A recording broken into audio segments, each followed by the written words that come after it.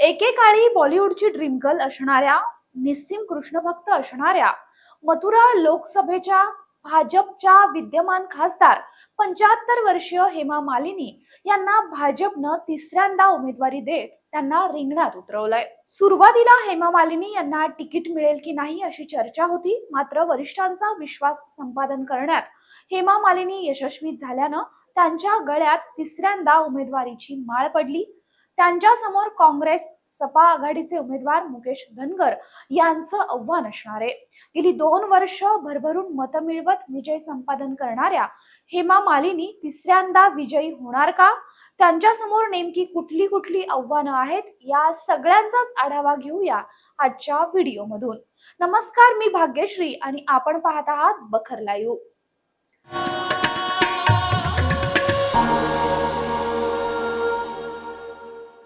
श्रीकृष्णाची जन्मभूमी असलेला मथुरा हा मतदारसंघ तसा स्टार मतदारसंघ म्हणून बघितला जातो, कारण गेली 2 वर्ष या मतदारसंघावर बॉलिवूडची ड्रीम गर्ल असणाऱ्या हेमा मालिनी यांचं वर्चस्व राहिलंय।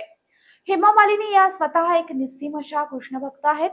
मध्यंतरी त्यांनी कृष्णभक्त मीराबाई यांच्या जयंतीनिमित्त आयोजित एका कार्यक्रमात पंतप्रधान नरेंद्र मोदी यांच्या समोर मंत्रमुग्ध करणारं नृत्य सादर केलं होतं।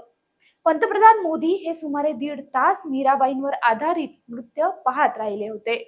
जर मथुरा लोकसभेचं तिकीट मिळालं तरच मी निवडणूक लढवेल, अन्यथा मी निवडणूक लढवणार नाही, अशी भूमिका ही मध्यंतरी हेमा मालिनी यांनी घेतली होती। अत्यंत स्वच्छ प्रतिमेमुळे त्यांची उमेदवारी भक्कम मानली गेली। अखेर भाजपनं त्यांना तिकीट जाहीर केलं। हेमा मालिनी यांच्या राजकीय कारकिर्दीवर एक आपण नजर टाकूयात।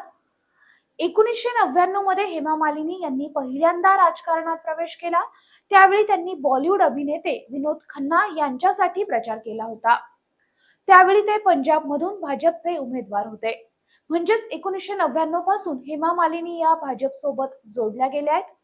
2003 ते 2009 या कालावधीमध्ये नामनिर्देशित सदस्य म्हणून हेमा मालिनी या राज्यसभेवर गेल्या। मार्च 2010 मध्ये त्यांची भाजपच्या सरचिटणीस म्हणून नियुक्ती झाली।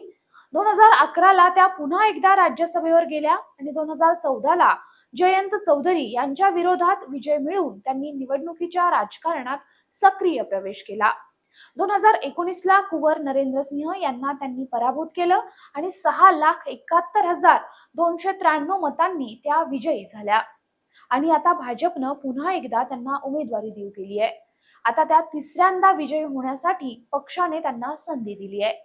त्यांच्या समोर काँग्रेस सपा उमेदवार मुकेश धनगर यांचं आव्हान आहे।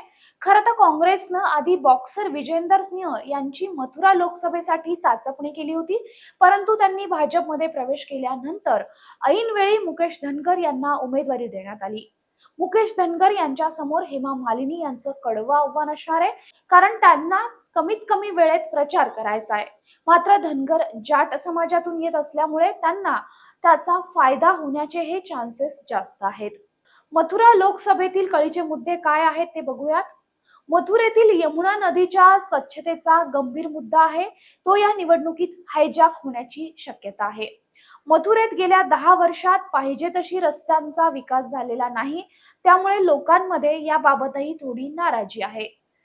तर बसपानं सुरेश सिंह यांना उमेदवारी दिल्यानं मथुरेत आता तिरंगी लढत होणार आहे, त्यामुळे मतांचं विभाजन होणार आहे, हे देखील एक आव्हान असणार आहे।